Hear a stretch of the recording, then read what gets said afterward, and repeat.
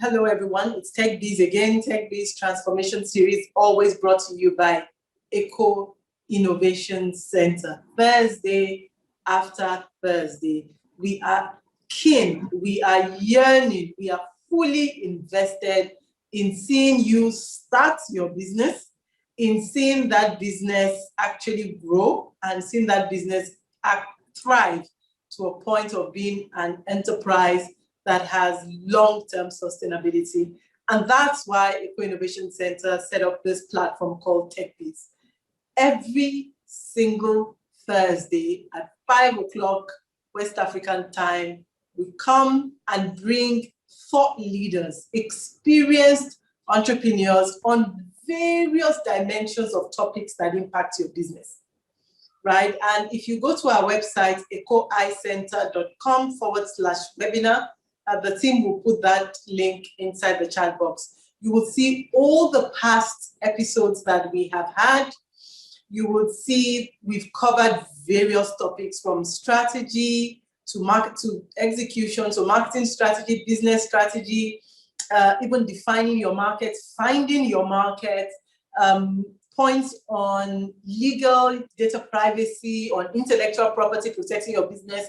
We've covered really large spectrum of topics on finance because we know that that is such an important part of business, how to manage your money, how to manage your cash flow. You know, they say never run out of cash. So how to manage that, we find that in the website.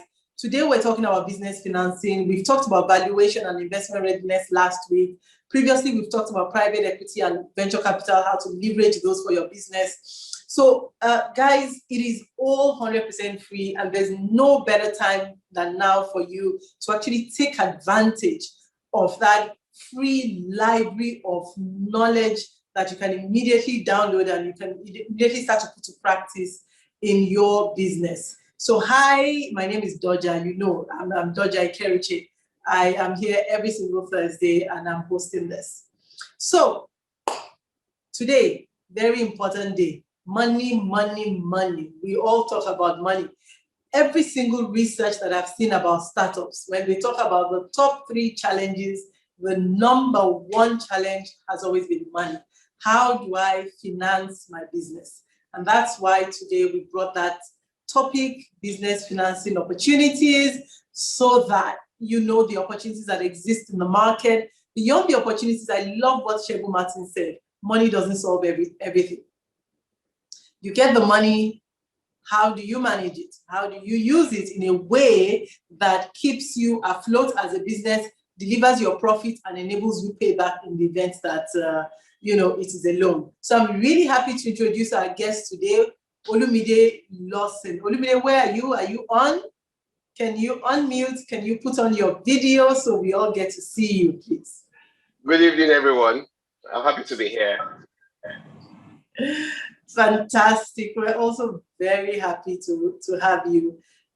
Before you go into your presentation, I want our entire audience to know that they are speaking with a subject matter expert. So a quick summary of Olumide's pedigree. He has over 17 years in private equity, financial accounting, treasury, and corporate finance roles. He's currently a partner at Sahel Capital Agribusiness Managers, and he's worked previously in a number of companies. He's actually held CFO roles, that's Chief Financial Officer roles at Lotus Capital. He has worked previously in GT Bank, in ARM Investments, in Ocean and Oil, in Legacy Realities, and he serves on the board of quite a number of companies. He serves on the investment committee of FAFIN. In fact, I had to ask what FAFIN is. It's Funds for Agricultural Finance. So any agri-tech person on the webinar today, or if you are into agri or you know anyone into agri, Olumide is the go-to man. He's the man for this. He's chartered financial analyst, chartered alternative investment analyst. He's a member of the UK Society of Investment Professionals, and he's an associate chartered accountant. Which means, all of this, it's not just to make your head swell a little bit. I think it is for the team to know that, listen, there is experience here and there is expertise here. And we're all looking forward to hearing about how we can finance our business and how we can use that as a pedestal to grow our businesses. So Olumide, it's your shot now. Please go for it. Thank you very much, Doja, and I'm very happy to be here. Good evening, everyone. Like Doja said, most of my career, in fact, literally all my career has been in finance, and the last 10 years, what I've been doing is a business analyst. So my job has really been to assess businesses and appraise them for investment opportunities. So like she mentions, I'm a partner at Sahel Capital. And what I'll be sharing with you today are the things that I look out for when I'm trying to assess a business. Sahel literally mainly works on finance agricultural businesses, but really most of those same teachings are what you would expect from any business whatsoever, when you're financing business. So the nuggets I'll be sharing, the thoughts I'll be sharing will probably relate to any sector you are in, and that's how I've shown the presentation. I'm going to be sharing my screen, and please, if at any point you can't, I'm moving too fast or you want me to elaborate on something particularly, please let me know. I know that I'm going to be sharing the presentation later on, so I'll try to move quickly. I understand well, this webinar is particular about timing, and I like that very much. I like people that keep to time as well. So the presentation is going to be about unlocking business finance opportunities, and it's really focused on people that are planning to finance their businesses either now or later on. So what I did was to split it into two. One part is really just what you should do to prepare yourself for opportunities, the things that you have to bear in mind. And I'm glad that the gentleman that spoke earlier, Mr. Shegun Martins, actually touched on a few of the things that I think is really critical, and a few of them I'll be speaking about during this presentation. Then the second part is just to give you ideas about where you can source financing from, because most people, when they want to source finance, they'll move from GT Bank to Zenith Bank to Union Bank to First Bank, and you literally hear the same answer because you are more or less going to the same type of institution. So it's just to let you know the type of institution that you should speak to, depending on where your business is. So I'll start by what we know, and I think in fact I was laughing because some of the conversation we've had today has been around this. If you speak to 9 or 10 entrepreneurs, 9 of them will talk about that they need to raise money, and all the fancy things that they probably need money for. Most of them are probably right, but the question is, how much can you do? And I think I'll touch on that later on. How much can you do until that money comes? The second point is that many businesses are very optimistic about their business opportunities. Everybody believes that their own business is what's going to be the next Microsoft or going to be the next Google or the next Uber, But they are probably right. But it's one thing for you to know. It's another thing for you to convince somebody else that truly this makes sense. So that we also know already. The third one sounds normal, but you'll be surprised that a lot of people don't do it. So like especially in the area that I work, agriculture, you hear about somebody that just has a plot of land. Like, I want to start growing cassava, I want to start a poultry business, without going through the rigors of planning and even your strategic thinking that lets them know that this is actually the business to go into. So no matter the sector you work in, before you actually position yourself that this is a vision for your business, or you want somebody else to come and put money to back up that vision, you have to do that rigor of planning on one hand, and even having a clear strategy of what you want to do. Now, I'm going to be sharing my own perspective of some of the things that I think you should bear in mind if you are raising funding. Some people are ready to raise funding now. Some are probably planning in the months or years ahead. But wherever you lie, that at some point you probably need to raise funding. So this first part, I'll just be sharing some of the things that I think you need to bear in mind. The first one is, what is the business case?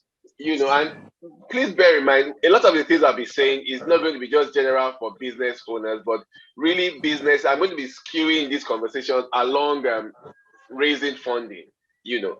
So I asked that, what is your business case? And with this one, I'm not talking about the nice business plan that you got somebody to help you write. It's all with fancy graphs and charts. But really, what are you selling? What are you selling to your prospective investors? How can they see that, okay, this is what you are trying to do? Now, for investors, there are some investors that what they hope for is to be able to make their money back, make a lot of money. And we call them commercial investors. But there's a new set of investors that you may not know about that are also social impact investors as well. And what they tend to do is to look for businesses that not only provide financial return, but actually has a way of impacting quite a number of lives, so to speak. So as you're thinking about your business case, think about what exactly are you selling? Are you selling an opportunity to make returns, which is great? But there's a chance that even if your business is not as profitable or as lucrative as most people may hope for in the short run, the fact that your business has an opportunity to impact a lot of lives may actually be a major selling point for your business. So it's good for you as you're thinking about your business to think, who exactly am I targeting, and what exactly is my business plan case? Who am I making that case for? This point is actually quite important, and you will notice it as I go on. The next point I would raise is scalability, and I'm sure you probably must have heard this, because from what I heard from Doja, you've had sessions on investment readiness, you've had sessions on valuation. So any investor coming is not coming to just invest in your business as it is now, with the expectation that it will remain as it is. The plan is that anybody that is coming to your business is hoping that this business will be 2 or 3 or 4 or 5 times bigger than where it is today. So the question is, how can you make that case that this is where I am today, valued at 100,000 naira, but if I do X, Y, Z, I can make this company a 1 billion naira company in 5 years. Of course, that sounds, from 100 million to 1 billion sounds like a lot, but I know that from what I heard, there are lots of tech companies, on this platform. So it's probably, I guess, those kind of overnight value creation is not completely off. But it's one thing, if you are expecting to have investors, not only are you convincing yourself about this case, but also you're able to explain it to somebody else, to be able to say, yes, indeed, I see how X is able to put his thoughts together, put this plan together to achieve this. As an equity investor, for instance, my own hope is that I invest $1 million in your business, and then in 4 or 5 years time, when I want to exit, that my 1 million is going to be valued at 5 million. So how can you make that case to convince me that my investing this 1 million can be 5 times money in the next few years? And what I have seen is that most people say, don't worry, I've seen it done before, but at the end of the day, you want to be able to, me that I'm putting my money down, so have to be able to have that confidence. The next one is actually very important, which is financial clarity. So what is common is a lot of people know they need money, and they probably have an exaggerated amount of money that they need, which ties into some of what Shegun said earlier. It's important for me as an investor to be able to know exactly, for me to see rather exactly how much you feel that you need. And this takes quite a bit of strategy, because if I'm listening to you and I walk into your office and the first thing you're telling me is that you need 2 billion naira, and I hear you and I say, okay, fine, what do you need the 2 billion naira for? Or when do you need it? Oh, I need it. That's what I need to actually start from on day one. I'm thinking that, how is that possible? So for you to come to how much you need to actually plan that, okay, where am I going? What do I need to do?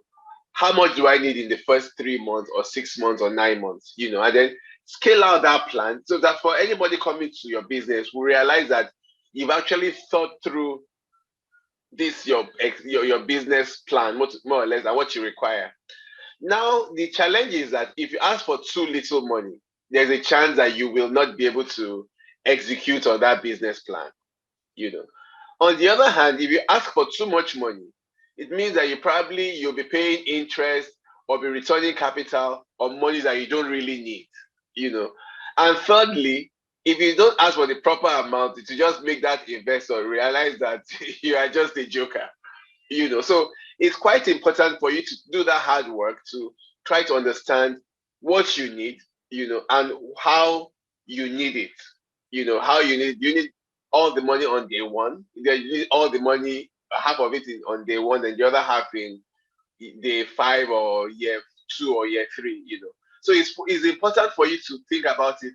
And exactly the last part I have here is, what do you need? Do you need the money for? So if you're correctly running your business, I have to be able to see the incremental value that additional business is bringing to you. So if you're telling me that you're source you're providing for 1 million customers, or let me say 50 customers, and then you are trying to raise #1,000,000. What is this 1 million naira going to do to you? Is it going to make you that with this one you can expand your capacity so you can now support 100 customers, or it's going to increase the efficiency that the cost of supplying those same 50 customers is going to be half of the previous cost? I must be able to tie in the benefit of this extra funding that you require to how it improves your business and how it improves my own chances of making money from your business. I hope this point is very clear, because I think this is one extremely important case, because I've been to a company that, let me mention. So the fund I manage, FAFIN, that Doja mentioned earlier, is $66 million fund. So we tend to look for investments that are pretty large. So we met this dairy company, and the company looks very nice. We saw, okay, this is the one company we like to invest. They're hoping that maybe we can invest perhaps like $3 million or $4 million there, so we can generate return. And we met the business owner, and he told us that, well, that's true, that he won't mind money. Actually, what he needs is maybe 1.5 million naira to buy. And I'm laughing now. Come, think through your business. Where do you see this business in 5 or 10 years? Don't think about what you're saying now. I'm not thinking about that truck that you want to buy and service, or you want to buy a new engine for. I'm thinking about where you can take your business to. We're actually thinking about buying some new Frisian cows. Okay, we want to start making ice cream in addition to the yogurt we are making. I said, now you are talking. By the time we started, we couldn't get him to stop. But it took quite a bit of coaching, and of course, a bit of it also is because Nigerians are afraid to raise funding. They're afraid of having raising debt or equity. And I'll speak about the different needs of those later on. So now the next one I'll speak about, and I guess I will probably jump this now because I'll probably be speaking about it much later in the future, is types of investors. I mentioned earlier that some people a few entrepreneurs will, they need money, they'll go to GT Bank, from GT Bank to Union Bank and Co. And I think gentleman that spoke earlier also mentioned things like that, where you're trying to raise funding. So there are different types of investors. And we'll even go further into more details in the second part of this conversation. But what I've seen is that many investors are sensitive to businesses. They are sensitive to industries. Doja mentioned that my fund we specialize in investing in agricultural business. I know another private equity fund that what they do is mainly tech. I know some that what they do is mainly medical medicine. So it's good for you, depending on your sector, to understand the kind of investors that favor that sector. particularly if it's something that has an impact focus, because like I mentioned earlier, there's a new group of investors that are really brewing, and those are impact investors. So you have all these development finance institutions that what they typically look out for are those investments, that favor social impact, that obviously reach touch at the lives of people. And you'll be surprised that technology will actually set it to go. I think people are realizing that with this Y2K, I'm sure there's probably a funkier game than Y2K now, but that tend to, so it's for you to also do that hard work to understand your sector and the type of businesses that focus on that sector, you know. Now, this is another important point, and it talks about what kind of funding you need. I'll tell you right off the bat that for a startup, and I think that's probably some of the challenges that a lot of startups are having. There is a very, very high chance that if you're a startup, that debt funding or debt financing is not for you, because the best is not for you, one, and then two, commercial banks and commercial bank facilities is also likely not to be the best for you as well. And because a lot of people just typically see that as the almost like the options that you have, they tend to just go ahead and just say, hey, I want to raise bank financing.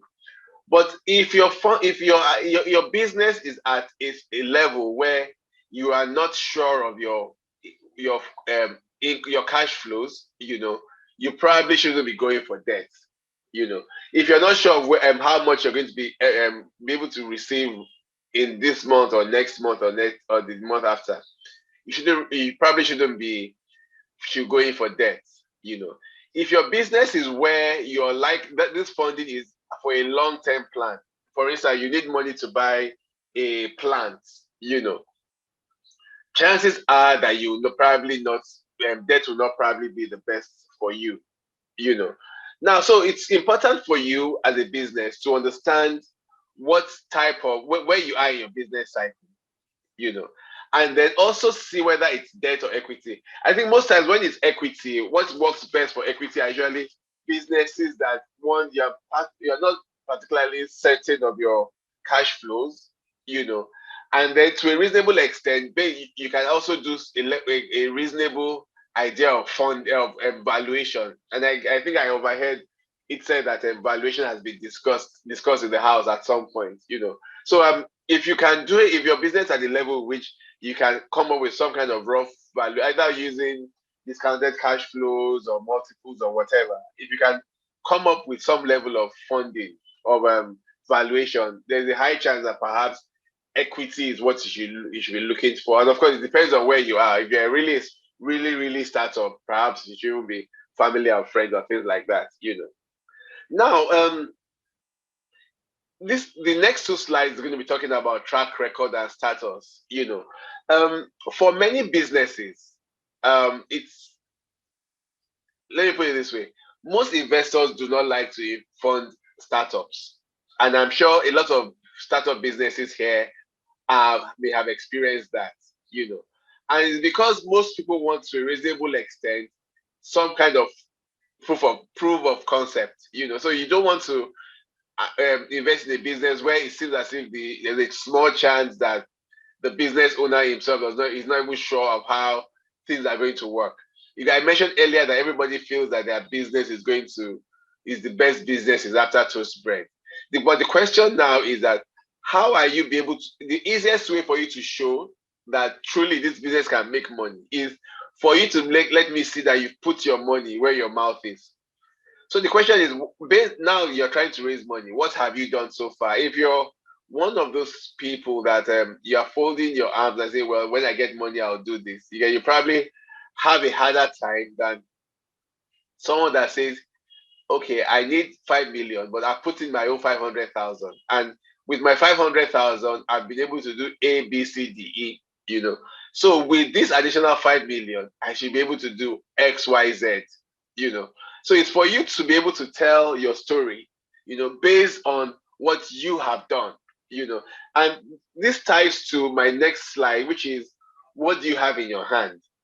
So while we all know that raising funding, raising financing can be difficult, so the question is, what on day one, what can you still do? What can you do by yourself? So that for most businesses, there are two key things you can do. One is, how can you increase your current cash flows? And there are various ways that one can do this. It might be to find what are the additional services you can give to your current customers, what are the additional businesses that you can do that you're currently not doing, but how can you expand your current product offering such that until the money comes, you are able to show the track record you've done, what you as a business owner have been able to do.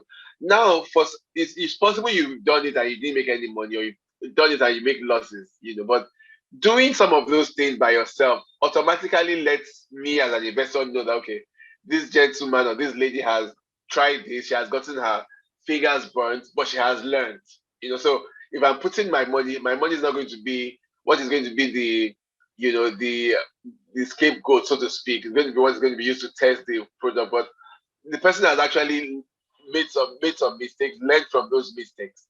So it's important for you as a business owner to understand, put your money in. You can find ways of increasing your revenues. Another thing you can do as you're starting is, how can you minimize your costs? So can you find, is there any way that you can reduce at the early days before customers come, to be as just literally just bootstrap yourself through that process, so that you are doing your business and you are limiting your cash flows as much as you can. If you're, for some of you that are on Instagram, I think if you check my Instagram, I put a few ideas of how you can raise funds, you can increase revenues, and then also how you can reduce costs, either as a business owner and as an individual yourself. So there are some little things that you can do here and there just to minimize some of those costs that you assume that are done. I think I'll give the Instagram link later on in the presentation. Now, one major issue that most people overlook is the issue of regulatory compliance. But this also signals the kind of person you are. Obviously in Nigeria, all of us don't want to pay taxes. What is the government doing for me? Some of us even take loans. You don't pay them back. You don't pay. You don't pay pension for your staff. You have pension. They are due to make pension. But this hurts your business in two ways. One, there's a chance that any investor would feel that if you are not compliant with regulators, or with your obligations in other areas, there's a very high chance that if I invest in your business, you probably will default, because it shows that you may not have the discipline required to run a business, on one hand. On the other hand, my fund, for instance, that we have international investors, we want to do things rightly. Again, we can't invest in a company where we feel that this person is not going to be paying his taxes, because even if we invested, believe me, once your company starts making money and then the regulators realize that somebody has invested in you, they'll probably come after you, and then all those taxes that you haven't paid, one will now have to pay with penalties, which means that I, as an investor, there's a potential liability, that I'm going to be facing. So it's not enough for you to hear that investor is coming, and at that point you begin to rush to make the payments. It's good for one to see that over the years this company has been known to make payments. So with this, I'm going to rush. I suspect I'm running behind time, but I'll try to rush a little bit. So this slide is talking about the various where you are in your business cycle, and if you look at the top, the extreme right, that's where you find bank funding, which is the matured businesses. So at the beginning, when you're starting, and I think maybe perhaps this presentation should be shared with the group later on, but what I would like you to take away is that depending on where you are in your business cycle, will determine the type of funding you require. So if you're just starting having the concept, you probably have to use your money. You probably have to use your money. You have to try and keep the costs low, bootstrap a little bit. By the time you've signed up a little bit, but it's very, very early stage. You can now get some family and friends to help. You might be lucky to get some of the government grants to come in. You get still funding. Then as you build, you can get angel investors to come. You can get some crowdfunding to come in. Then I think it just continues all the way there. So this just shows that, and if you look at this table, you notice that, like I said earlier, where you have bank funds is really at the very top, where you've actually been able to reach a steady state in your business. I strongly discourage the use of not microfinance, but I don't know what they are called now, but those finance houses that you have to pay 30 or 40% interest, especially if you are starting, because let us face it, most companies and most startup businesses are not, no matter how much you love and believe in your business idea, it will be a miracle for you to be able to make 40% profit, consistently enough to be able to repay some of those loans, so I would discourage that strongly. Now, I thought to put this slide because when you're trying to raise funding, unfortunately, and maybe this slide will be a bit disappointing to a few people, because if they were hoping that I would tell them that, okay, so if you did more funding, go to X place or Y place. But most places, most funders, are, like I said earlier, peculiar to businesses. So there's a very high chance that if you do your homework, if you do that hard work, there might be some specific funders that are looking to fund your specific area of business. So if you're in agriculture, you have funds like Sahel that focuses on you. If you're into ag tech, if you're into technology generally, if you're into medicine or hospitality or education. So I think the first step is for every business to do that rigor, to understand, okay, who are the typical investors that look at this area and what do they look out for? Because if not, you probably just be butting heads to be looking for funding in the general area, which is why many of us go to banks and co, because we really don't know anywhere else. But fortunately, funding and financing and investors have become so modernized. It's got so, let me use the word, I'm not sure if they do, a psychedelic, So you just have to find what suits your needs. So it's not a one shop fit all anymore.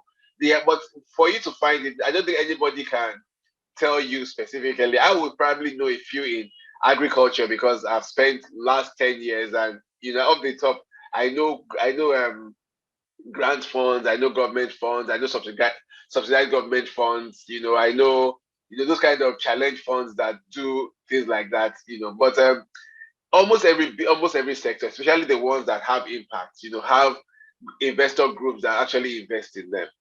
So for this one, when I talked about where people can raise funding from, I grouped them into 6: family, friends, and fools, grants and challenge funds, government enhanced intervention funds, non-bank FIs, private equity, and then the non-conventional sources. So I will fly through these options, and I think after this we'll take questions, and I guess we will be elaborating based on the question. So for the first one, I think in fact, the gentleman before me mentioned it. If you're starting your business and you're there on day one, I don't think don't bother. I would suggest that you shouldn't bother to waste your time to start going to go and meet any bank or meet any funder.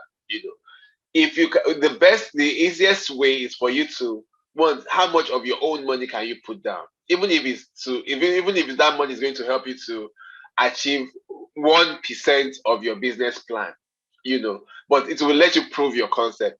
The reason why people put family and friends here is because they will probably not ask you for your business plan or anything fancy that you probably don't have. They'll probably be giving you funds because they know you or they want to support you. The truth is that you need them. I think this last one, fools, I think it's just a joke, really, but it's really people that, that they should ask the question, but they just don't ask the question. They just to give you the money anyway. Even as you're collecting the money, you're asking yourself, why did this guy fund me? Why again did he fund me? But for the first group, as you're starting your business, it's always best you try to do what they call proof of concept, which is try to put your money. Put your money where your mouth is. Don't budget, or what's the word now? Don't gamble with somebody else's money on day one. Let them, even if you're going to do that, let them see that you've gambled with your own business, you've made your mistakes, you've lost your money. It will still make sense for me to say you put this money, you've lost your money, or you've made money, but you have, more importantly, you have learned.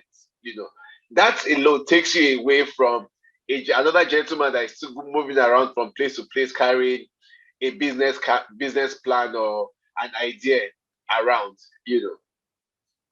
The next one is grants money and challenge funds.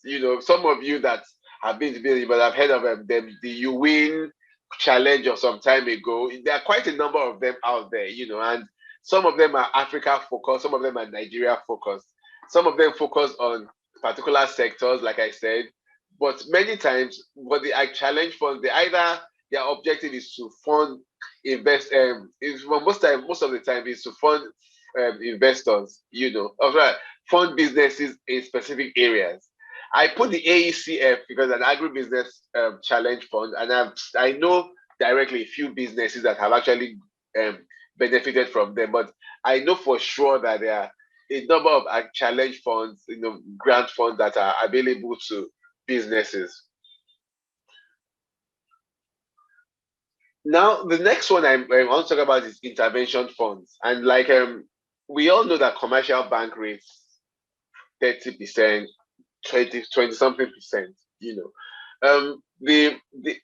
For MSMEs, for small businesses, there are other funds that are also available as well.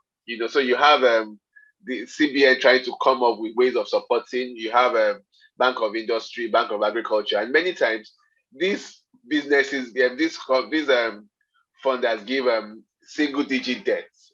So it takes you away from the challenge of having to be paying the double rates, 24, 25%.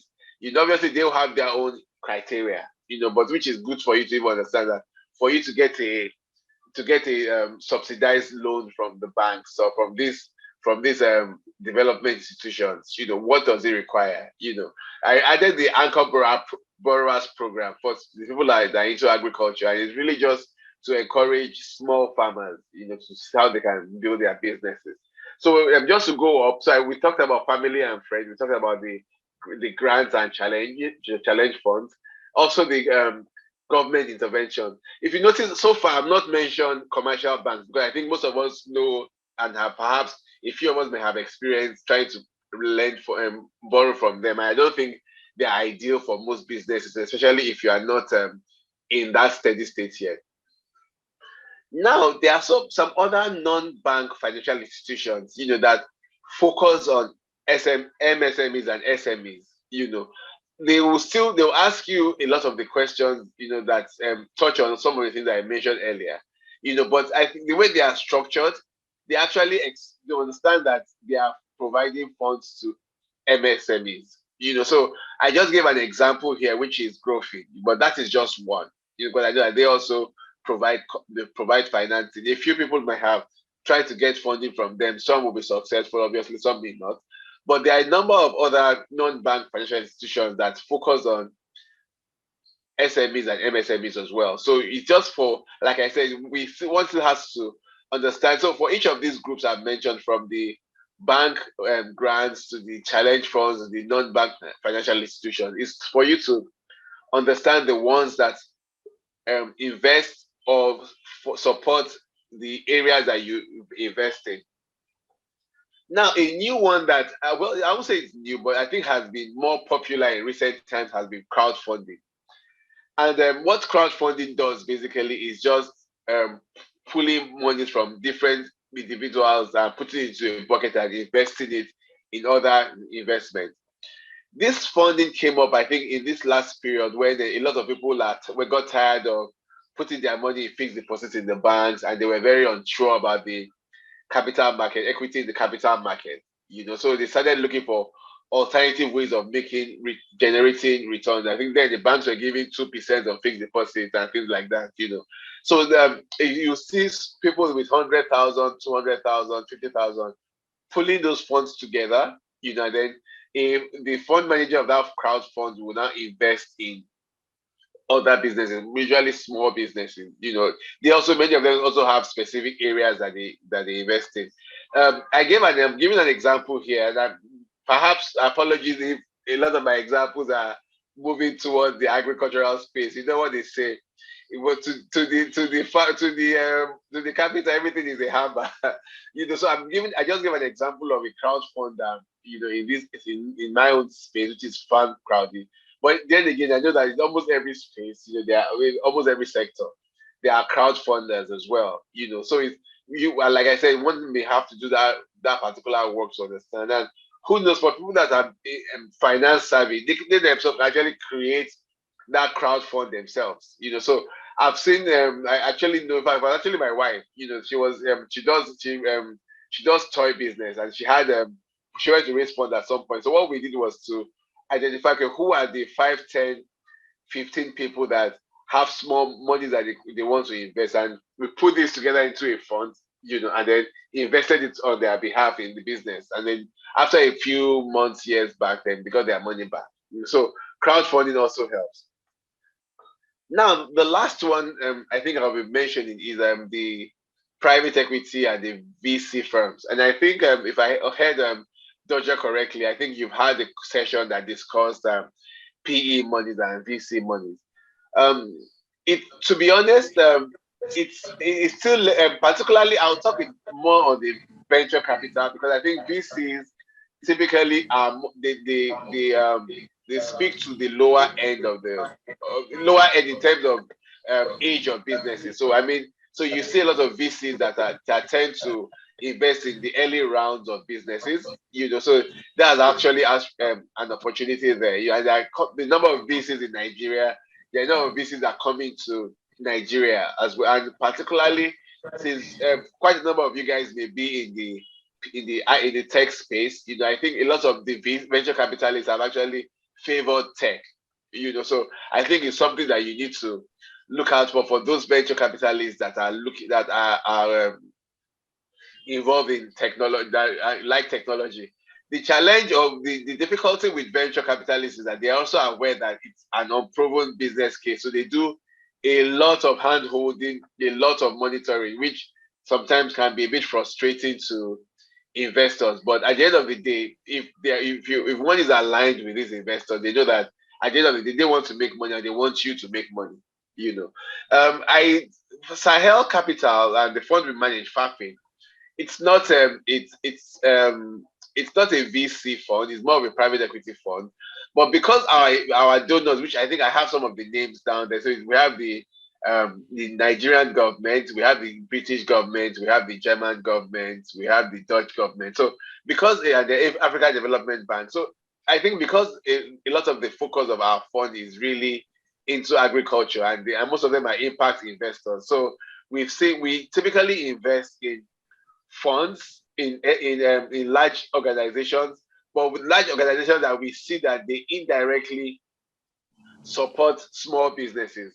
So if I'm speaking to the dairy business I spoke about earlier on, I'm expecting that he is a fairly large dairy business, but I expect that he would have quite a number of cattle herders behind him. And I think we usually consider that one as a sweet spot, because in his own case, he had, apart from the milk that was produced in his farm, he had almost, I think, 2,000 or 3,000 Fulani cattle herders that bring milk to his farm on a daily basis. So you can imagine the kind of impact story that tells. So, and almost all the businesses we've invested in, we consciously look out for those businesses that not only themselves are generating returns, but they're also touching the lives of other businesses as well.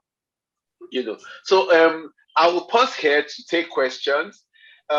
I put my Instagram just in case some people that are interested in some of the nuggets on how to minimize, how to manage costs, either as an individual or as a business owner, and then also how the ways that you can raise money. There's a book I wrote as well, I think called The Money Toolbox, also touching a little bit of this, So I thought to put this here just in case anybody has interested in checking. But I would love to take questions. I hope I didn't run through the slides too quickly, but I'll be happy to take questions. Olumide, thank you so much. I think that you've taken it quite systematically, which is the amazing thing, and you took us through the steps that we require.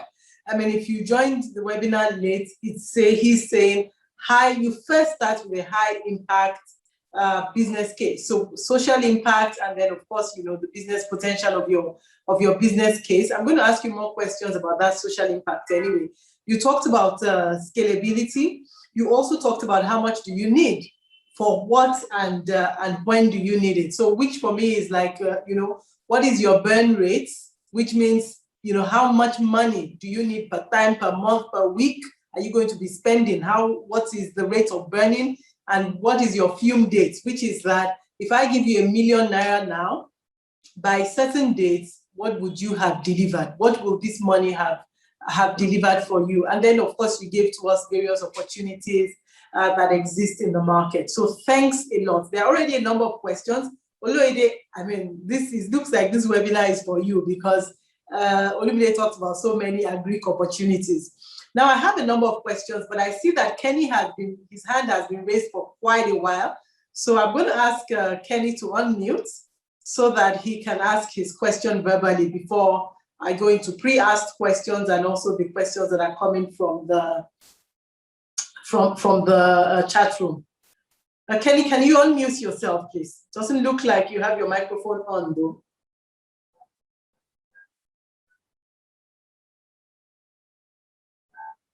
Okay. In the meantime, I'm going to ask about social impact, right? So, thank you everyone that is giving positive feedback. And yes, the presentation is going to be available on the website. The team will post the website again. Now, Ayo is asking, if one has only land assets, can you get investor to develop the land and share the returns with the landowners? Olumide, are you there?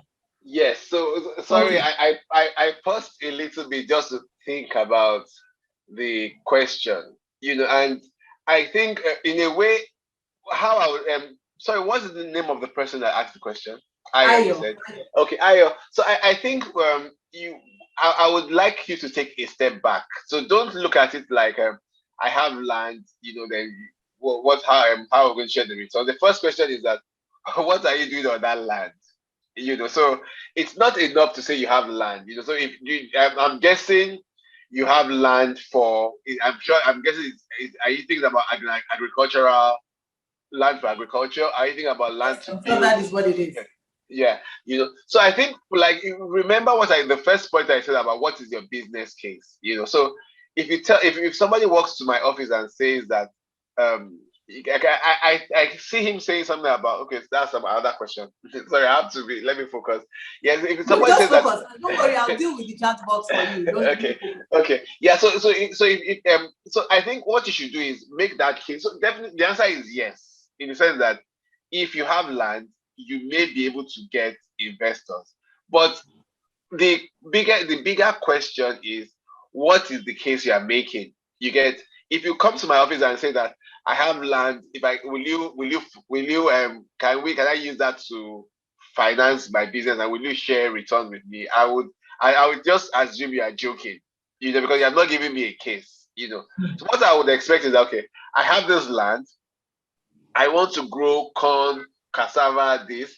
I believe that this land is good for cassava because I've done my soil test. I think it's ideal for cassava.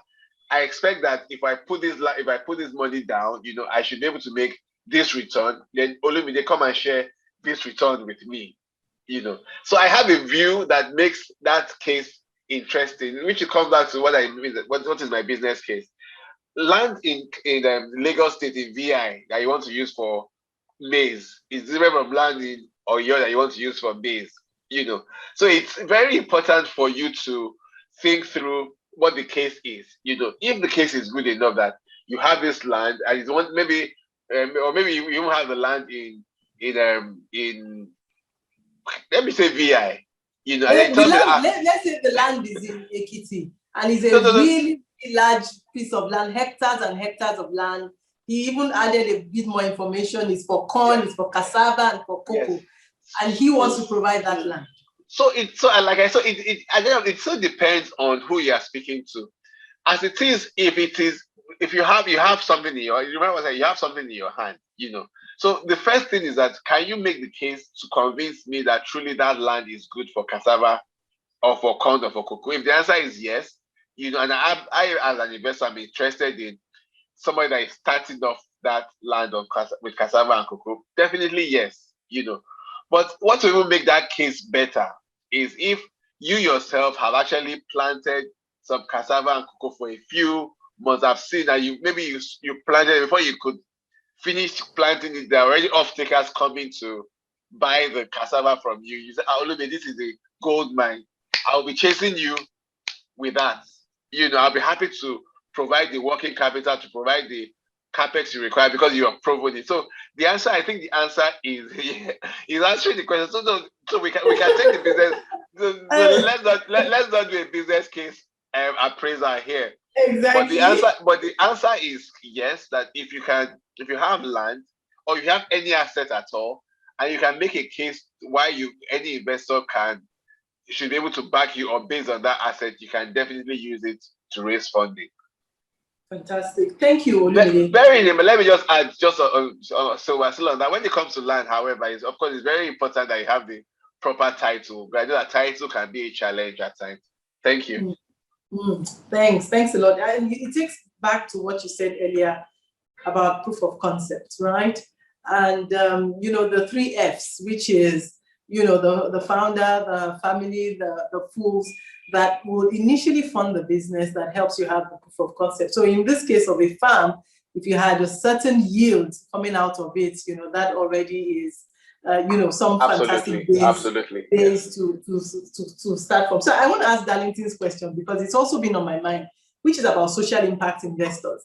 Now, of course, in the tech place, in IT, we were hearing a lot of investments, especially fintech. But it seems like most of the analysis is on the basis of return on investment, right? Especially, and also time for that return on investment.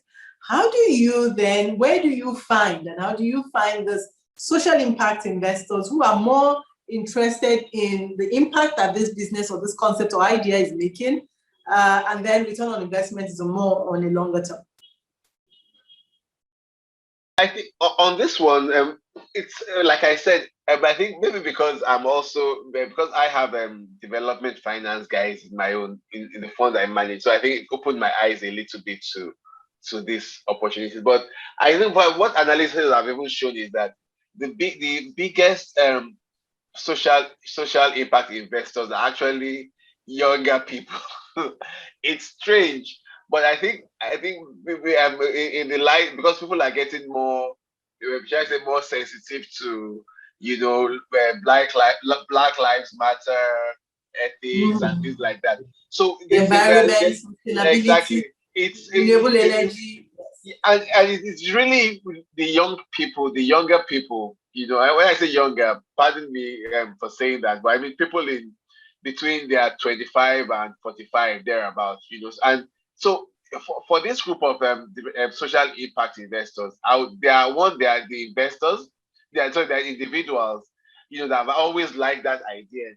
And they're also, and maybe I can do some more work on it, but they're also development financial institutions as well. And because when I try to separate the social impact guys from the commercial guys, definitely they want to look at the return. But I'm telling you, for the social guys, the return is important to them, but not as important as the commercial side.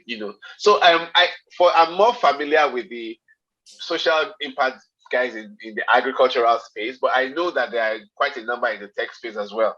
And I also know private equity funds that focus on the tech space. And I can do some more work just to understand, to identify a few of them. But you'll be surprised that apart from even the institution, there are lots of younger people now, that you are actually looking for where to invest the money that will not only have returns, but actually have a lot of impact. Awesome. Thank you, Olumide. I'm still going to ask you a few more questions. Kenny, just back to your own question about the community. Yes, Eco Innovation has a community of entrepreneurs, TechBiz Nation. It's run on Telegram. The team will put in the link there where you can join. Everyone can join. Please, if you've joined the TechBiz webinar, like you are on one right now, feel free to join the community where we discuss further and share ideas and the rest on how we can further grow our businesses. Now, Olumide, listen, I hear you when you talk about explore, validate, build. Those 3 key stages at the beginning.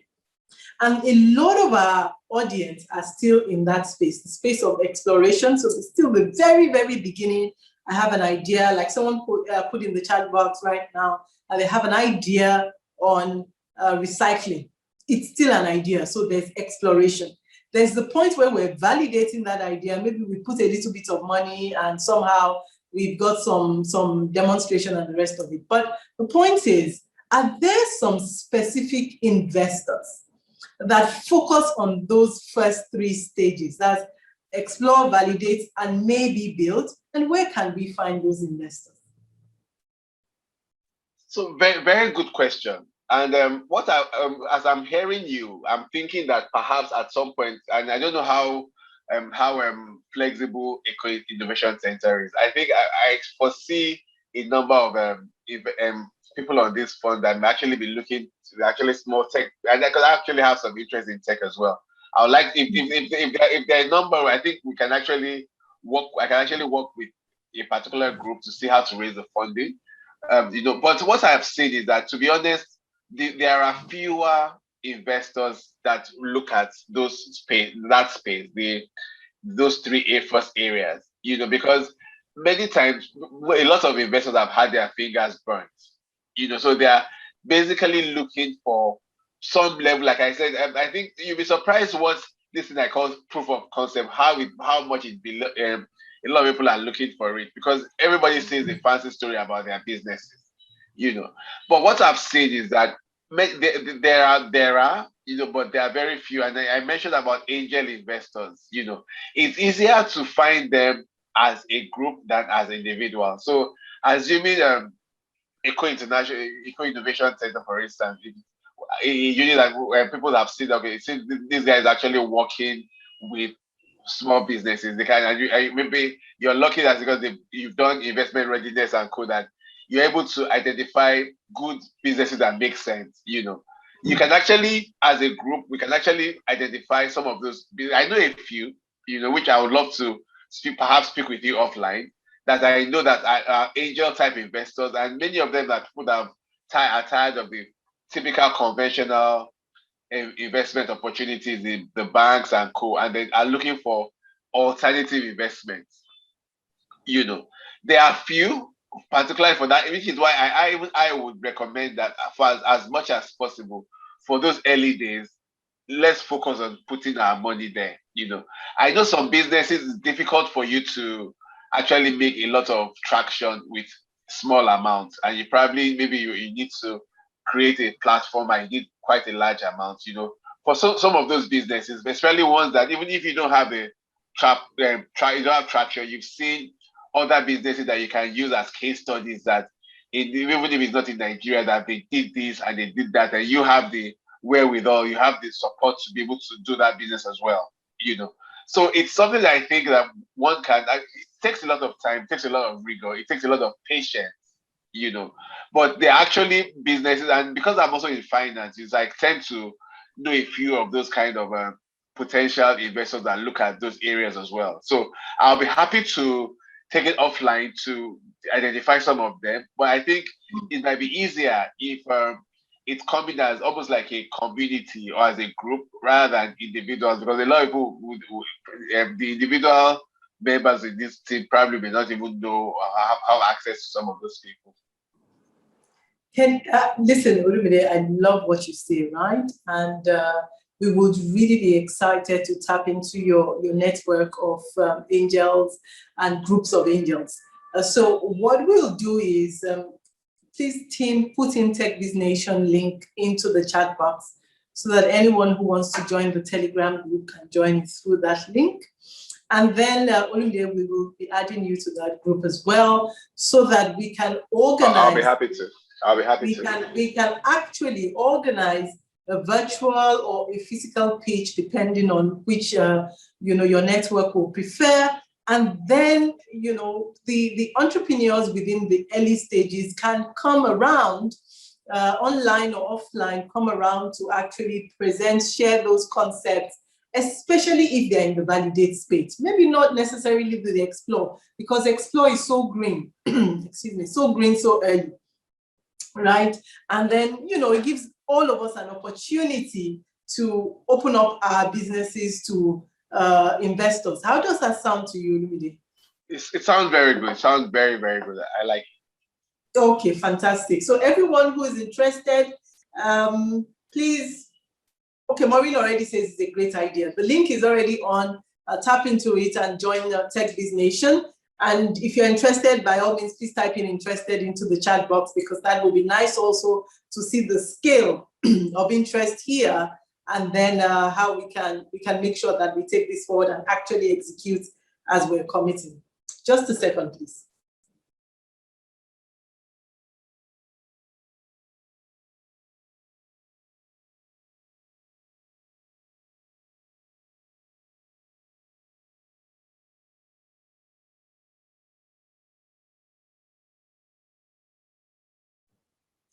All right. Okay. Oh, fantastic, Kende. You joined already. And so everyone, please put in your interest.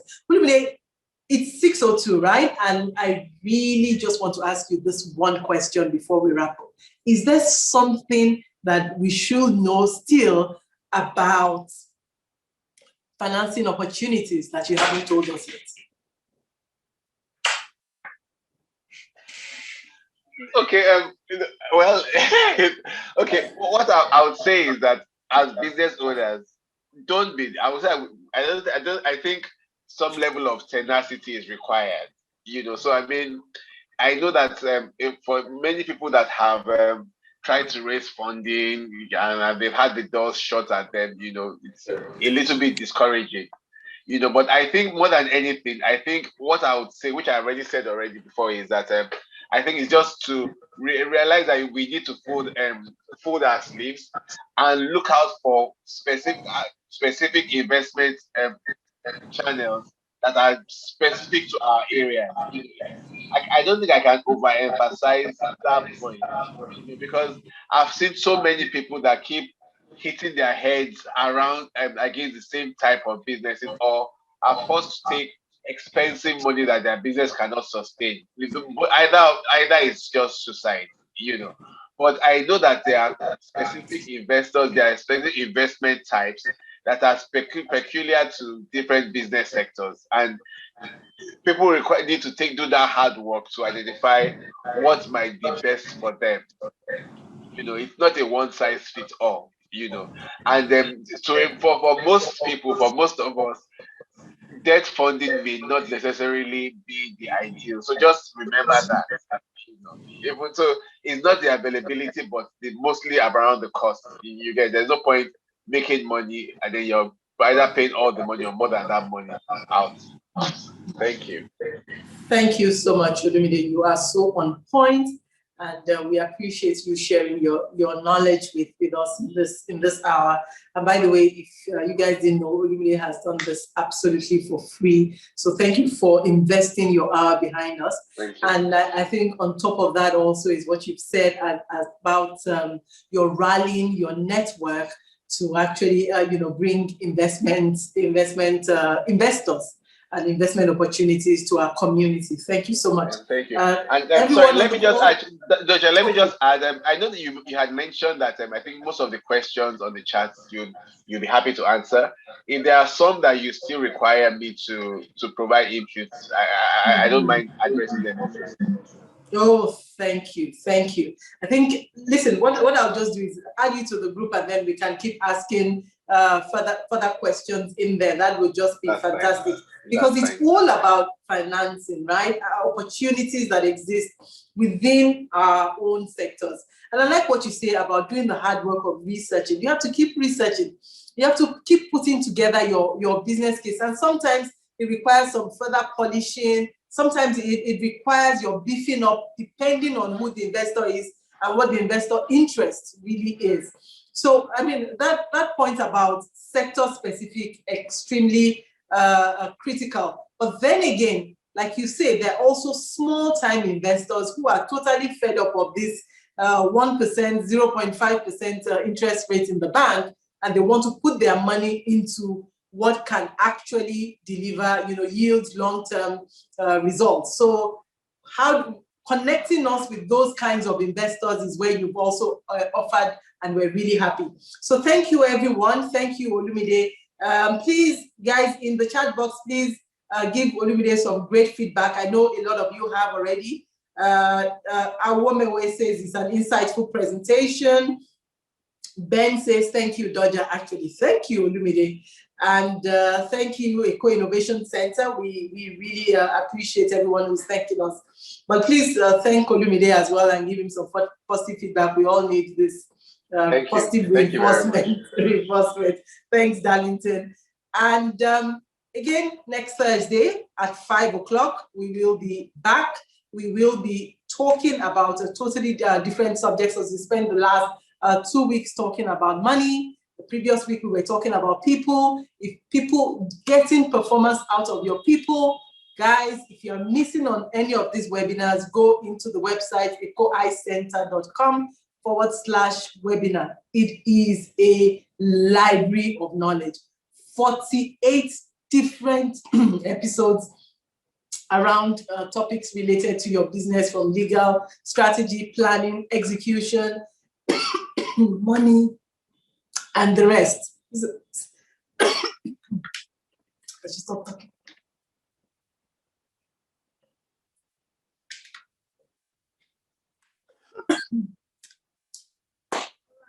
Thank you so much. My voice is gone. Have a lovely evening. Bye-bye. Thank you very much, Dodger. Have a good evening. Thank you. Thank you.